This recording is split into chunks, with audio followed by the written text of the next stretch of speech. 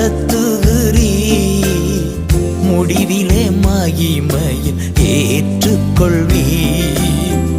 உமது விருப்பம் போல் நடத்துகிறீர், முடிவிலே மகிமையில் ஏற்றுக்கொள்வீர்.